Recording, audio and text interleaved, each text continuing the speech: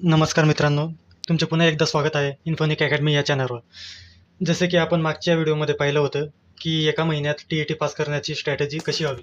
त्यात आपण बालमानसशास्त्र म्हणजे पेडागॉजी चे टॉपिक पाहिलेत की कोणता टॉपिक किती मार्क्सला PYQमध्ये अंदाजे येतो. तर यातील एक महत्त्वाचा टॉपिक आपण आज समजून घेणार आहोत. बाकी क्लासेस आणि यूट्यूबवाले हा टॉपिक शिकवायला 1 ते 1.5 तास लावतात.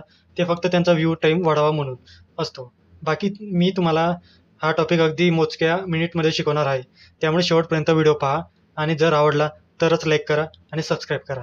तर आजचा आपला टॉपिक आहे अध्ययन संक्रमण आणि अध्ययन संक्रमणाचे विविध उत्पत्ती. हा टॉपिक दरवर्षी म्हणजे 1 ते 2 मार्काला हा येत असतो. याच्यापैकी कधी अध्ययन संक्रमणाचे प्रकार तर कधी अध्ययन संक्रमणाचे विविध उत्पत्ती याच्यावरती एक क्वेश्चन येत असतो. आणि हा टॉपिक अत्यंत सोपा आहे.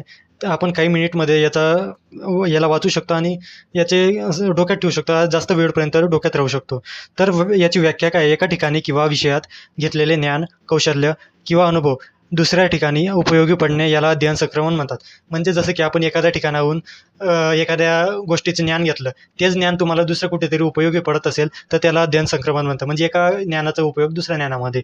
तर त्याचं अध्ययन संक्रमणाचे 3 प्रकार पडतात: धन संक्रमण, ऋण संक्रमण आणि शून्य संक्रमण. तर धन संक्रमण म्हणजे काय? धन म्हणजे जे पॉझिटिव्ह असतं. पॉझिटिव्ह म्हणजे काय असू शकतं? जर पूर्वीचे शिक्षण नवीन शिक्षणासाठी मदत करते. म्हणजे तुम्ही जर पूर्वी काही अभ्यास केलेला असेल, त्या अभ्यासाचा वापर तुम्ही दुसऱ्या कोणत्यातरी अभ्यासात तुम्हाला तो अभ्यासाचा वापर येत असतो. म्हणजे त्याला वापर करता येत असतं. म्हणजे त्याचं उदाहरण कसं? मराठी आल्यावर हिंदी शिकणे सोपे होते. जसं मराठी आणि हिंदीचं बहुतांश भाग हा सोपा म्हणजे सेम असतो. तर आपण जर मराठी शिकलो तर हिंदी शिकणे जास्त अवघड जाणार नाही. तसंच सायकल शिकल्यावर बाईक शिकणे सोपं होते.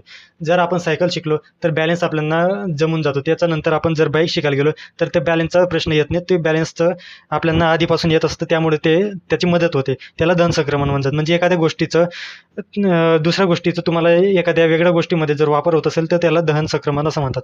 ऋण संक्रमण म्हणजे काय? पूर्वीचे शिक्षण नवीन शिक्षणात अडथळा आणते. म्हणजे आपण पूर्वी एक शिक्षण घेतलेलं असेल पण ते आणि आपल्याला आता दुसरं काही शिकायचं असेल, पण ते पूर्वीचं शिक्षण तुम्हाला अडथळा आणत असेल, त्याची आठवण असेल, त्याचे स्किल्स तुम्हाला याच्यात अडथळा आणत असतील तर त्याला ऋण संक्रमण म्हणतात. जसे की डाव्या बाजूने वाहन चालवण्याची सवय असल्यास दुसऱ्या नियमांमध्ये गोंधळ. की आपण डाव्या बाजूमध्ये असंच नॉर्मली आपण डाव्या बाजूने वाहन चालवतो, पण शहरामध्ये जेव्हा नियम पाळायचे असतात तेव्हा त्यांना उजव्या बाजूने वाहन चालवावे लागते. तेव्हा त्यात तुम्हाला सवय बसल्यामुळे त्यात प्रश्न म्हणजे एक प्रकारचा अडथळा येत असतो. तर शून्य संक्रमण म्हणजे पूर्वीच्या ज्ञानाचं नवीन ज्ञानावर काही परिणाम होत नाही. त्याचं काही ऋण संक्रमण होतं ना धन संक्रमण म्हणजे शून्य संक्रमण. म्हणजे याचा तुम्हाला काही परिणाम होत नाही. एक तर निगेटिव्ह होत नाही ना पॉझिटिव्ह होतो.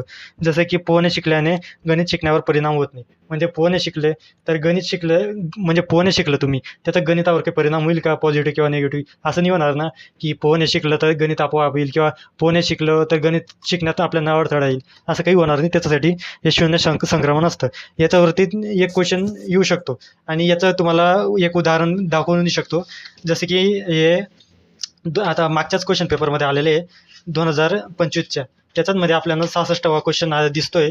त्यात म्हटलं आहे, सायकल चालवण्याचे कौशल्य हे मोटरसायकल चालवण्यासाठी उपयोगी पडत असेल तर त्यास अध्ययनाचे टिंबटिंब म्हणता येईल. आता जर सायकल चालवण्याचं तुम्हाला मोटरसायकलमध्येही वापर होत असेल तर त्याला धन संक्रमण म्हणजे त्याचं पॉझिटिव्ह अर्थ येतोय ना, ते पॉझिटिव्हमध्ये होतंय ना ते.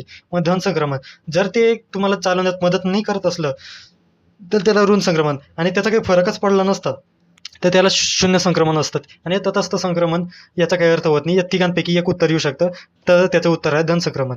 त्याचसोबत आपल्याला आता अध्ययन संक्रमणमध्ये पुढचा टॉपिक आहे अध्ययन संक्रमणाची विविध उत्पत्ती. त्याच्यात आपल्याला पहिली उत्पत्ती आहे शक्तिवाद उत्पत्ती, जे की ज्याचा समर्थक होता जॉन लॉक. जॉन लॉक या शास्त्रज्ञ किंवा फिलॉसॉफर आपण म्हणू शकतो. तो शक्तिवादी उत्पत्तीचा एक समर्थक होता. शक्तिवादी उत्पत्ती काय म्हणते? मनामध्ये स्मरण, विचार, कल्पना अशा शक्ती असतात. कठीण विषयांचा सराव केल्याने या शक्ती विकसित होतात व इतर विषयांमध्ये शिक्षणात मदत होते. जसे आपल्या मनामध्ये आपण स्मरण करतो किंवा आपले विचार चालू असतात, कल्पना आपल्या डोक्यात येत असतात, या विशेष प्रकारच्या शक्ती असतात.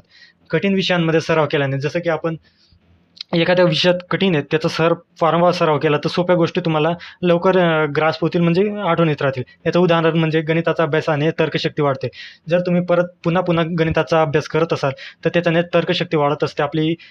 आपण आता 10वीपर्यंत आपण गणित सोडवलं आहे, त्या एखाद्या गणित सोडवल्याने आपल्याला थोडंसं अंदाज लवकर येऊ शकतो. म्हणजे एखाद्या तर्क अनुमान जास्त वाढतो आपला. तर दुसरं उत्पत्ती आहे जी संक्रमणाची आहे ती समान घटक उत्पत्ती. याचा फिलॉसॉफर किंवा जनक किंवा पुरस्कर्ते म्हणजे थॉर्नडाईट. आता थॉर्नडाईट म्हणजे याचा मुद्दा काय होता, समान घटक उत्पत्तीचा. जुन्या व नवीन शिक्षणामध्ये समान घटक असतील तर संक्रमण होते. जर आता आपण उदाहरण बघूया सायकल शिकल्यावर. म्हणजे सायकल शिकण्यामध्ये बॅलन्स लागतो, तसंच बाईक शिकणे म्हणजे शिकण्यासाठी पण बॅलन्स लागतो. तर जुनं म्हणजे सायकल, नवीन म्हणजे बाईक. दोघांमध्ये बॅलन्स समान घटक आहे. जर आपण ते दोघं समान घटक असतील तर ते संक्रमण होते, म्हणजे ते धन संक्रमण आपण म्हणू शकतो. ते धन असेल किंवा ऋण असेल पण संक्रमण होते, हे महत्त्वाचे. त्यानंतर सामान्यीकरण उत्पत्ती. याचं चार्ल्स जड हा पुरस्कर्ता होता. हे सामान्यीकरण उत्पत्ती काय म्हणते, एका विषयात मिळालेले सामान्य नियम दुसऱ्या विषयात वापरले जातात. म्हणजे आपण जर विज्ञानातील निरीक्षण कौशल्य जे असतं ते दैनंदिन जीवनात कामी पडते. म्हणजे आपल्याला परिसराचं निरीक्षण करण्यात किंवा एखाद्या गोष्टी का घडते हे निरीक्षण करण्यात विज्ञानातील निरीक्षण कौशल्य हे कामी पडते. आता पुढची अध्ययन संक्रमणाची उत्पत्ती आहे द्विभागीय संक्रमण. संक्रमण म्हणजे काय, शरीराच्या एका भागाने शिकलेले कौशल्य दुसऱ्या समांतर भागाकडे हस्तांतरित होणे. म्हणजे एखादा शरीराचा आपला एक भाग आहे, म्हणजे हा एक हात आहे, एक हात आहे आणि हा एक हात आहे. जर आपण ह्या हाताला काही शिकवलं, या हाताने काही काम केलं, या हाताने काही स्किल घेतले तर या हातालाही त्याचा एक थोडाफार अंदाजा होत असतो. जसं की एका हाताने बॅटिंग शिकल्यावर दुसऱ्या हाताने काही प्रमाणात आपल्याला बॅटिंग जमते. जसं की आपण राईट हँडेड आहे तर आपण बॅटिंग करतो, पण लेफ्ट हँडेड ही आपण बॅटिंग त्या प्रमाणात नाही करू शकलो असलो तरी थोड्या प्रमाणात आपण करू शकतो. या प्रकारे अध्ययन संक्रमण हा टॉपिक आपला झाला आहे. हा 1 ते 2 मार्काला येऊ शकतो, म्हणून हा महत्त्वाचा टॉपिक आहे. भेटूया पुढच्या व्हिडिओमध्ये. तुम्ही सबस्क्राईब करा, लाईक करा आणि पुढच्या व्हिडिओमध्ये मी तुम्हाला अजून एक महत्त्वाचा टॉपिक शिकवणार आहे. त्यामुळे बनून राहा आमच्या इन्फोनिक अकॅडमी या चॅनलवर.